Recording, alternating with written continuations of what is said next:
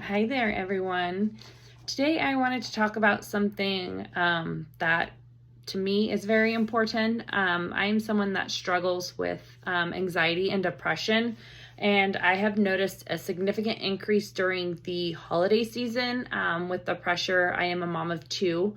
Just trying to make the holiday season perfect for them. I am the one that's in charge of Christmas presents, making sure Elf on the Shelf, all of that stuff is done. So it tends to become a lot of pressure on me to make sure, it's all done on top of, decorating the house, keeping up with the laundry, all of that.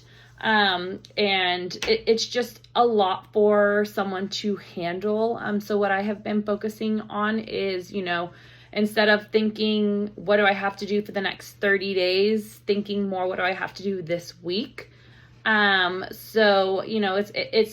shrinking down your task, making it, what do I need to do this week? Okay, I have like my son's birthday's Wednesday. Okay, I have his presents ready to go. I have his little goodie bags for his classroom ready to go. His party is on Saturday. Do I have everything for that? Okay, perfect. Just taking it by the week, not kind of going any further than that, because I'll tend to get overwhelmed and then I just shut down because mentally that's too much for me to handle. And then what I also do from there is, take it even further. I will do daily. What am I going to do today? So what I kind of wanted to break down for you today was, because I have personally noticed an increase in my anxiety. And when I get super, super anxious, I tend to get depressed and shut down, to the point where, I'm not even able to work. I'm kind of just sitting around, not really doing much. And I just don't like when I feel that way. What I've noticed is when I start getting really anxious, I don't really want to necessarily get out of bed in the morning. So I've made some small changes myself that I have noticed, a significant change in.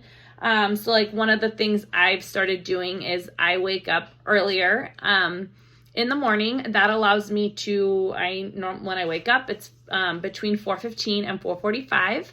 I will go make my cup of coffee and I will come to my desk and get work done. I don't have anyone hounding me at work, asking me questions, phone calls coming in, because I am in California, and most of my stuff starts coming in around 7, 8 a.m. So that just allows me the time to really focus on work. I don't have to worry about getting my kids up for school, getting them dressed for school, feeding them breakfast, getting them out the door for drop-offs on time. That's just my time to be able to focus on the work that I need to do. It's also allowed me to kind of play catch up, and get ahead of my work so that I don't, when I come back from, drop off and stuff, I don't feel so overwhelmed with having to get, a lot of things done. So another, factor is if you can wake up early and get, something done early in the morning, whether you're struggling to find time for yourself, to read a book, to, get some exercise in, anything like that. Waking up in the morning, early in the morning might be a solution for you. Another thing that I recommend is getting organized. When I'm organized, I feel less anxious. I feel less, when I'm organized, I feel more in control. When I'm not organized, I feel like I have no control over, everything happening in my life. So like I said, I try to focus on, week by week. I do have behind me, as you can see, like 2 calendars. So I rotate monthly. So November's on the bottom, December's on the top. When November's over, I will go ahead and erase that and schedule out January.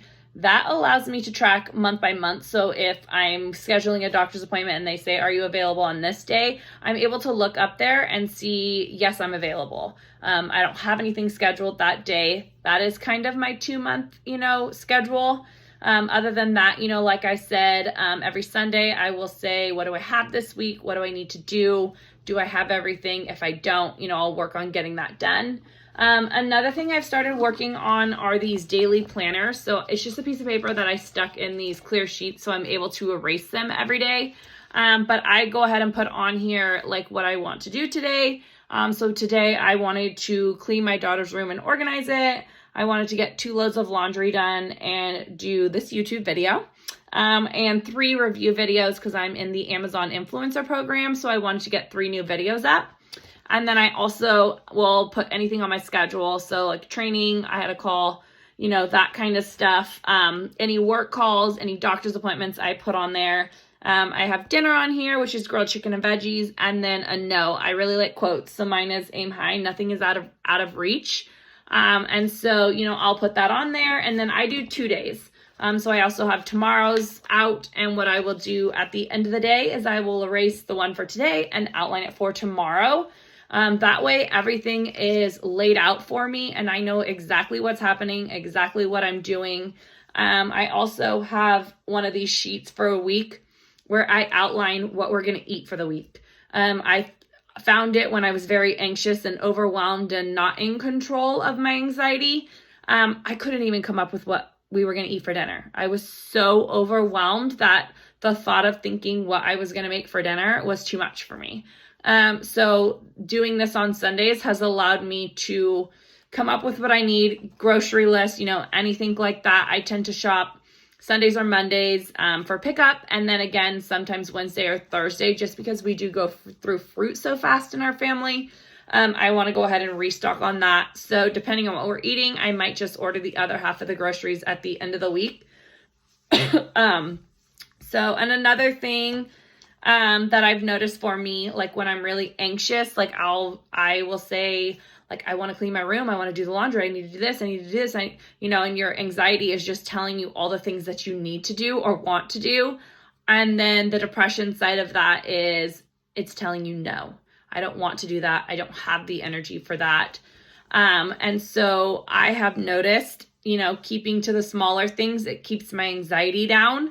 And another thing that I really try to focus on is the positive things.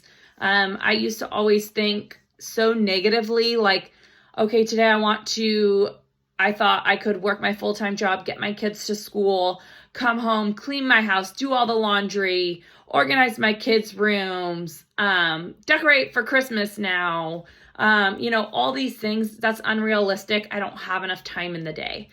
So I try to keep my list very short.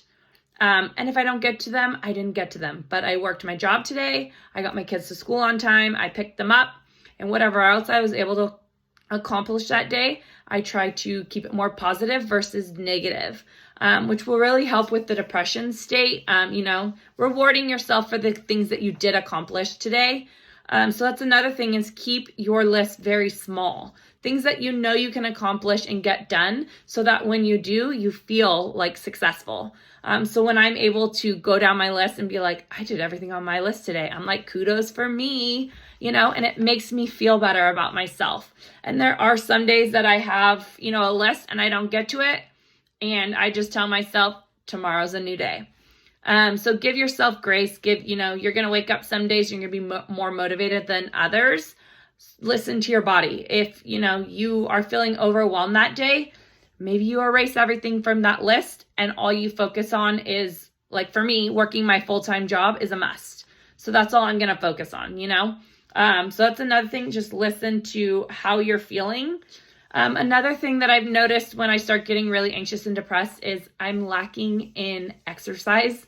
So I've started focusing on getting outside and going for a walk, whether it's 5 minutes, 10 minutes, getting some fresh air, taking a mental reset, and just getting out there and getting, what exercise I need. And that could be different for everybody. Getting outside and doing a 2-minute walk could be good for you. And there's some people that are more aggressive in their workouts, so they might need to go to the gym and spend an hour there. Whatever works for you, just find something to get your body moving. It's very good for, the anxiety and the depression. Also focusing on what we're eating and drinking. So when you're eating a lot of crappy foods and lots of caffeine and things like that, it's going to increase your anxiety. So try to focus on, nourishing foods for your body on top of staying hydrated, drinking lots of water. That's another area I struggle is, I drink a lot of caffeine and sometimes no water. So I've really started focusing on drinking more water throughout the day. So I constantly have a cup of water with me, and I make a conscious effort. Like I drink Fizz during the day. It's a natural caffeine.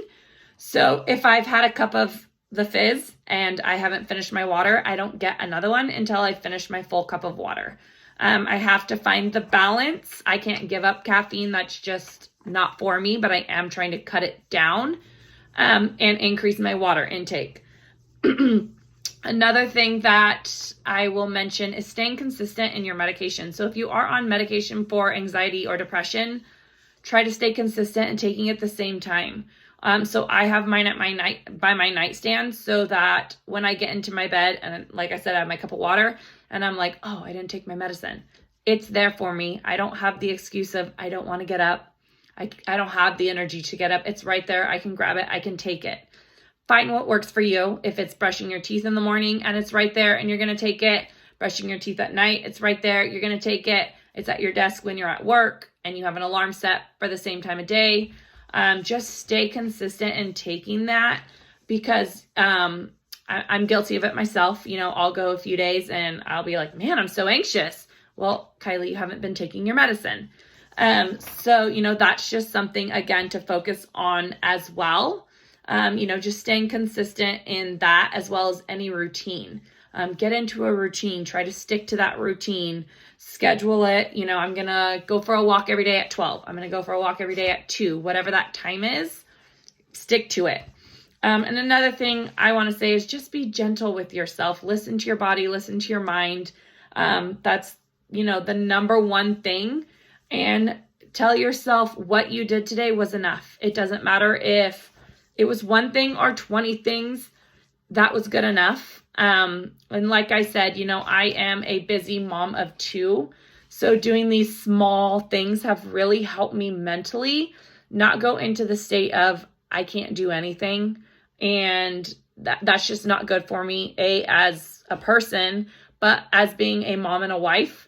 You know, I was constantly on edge, constantly not wanting to do anything, get out of the house.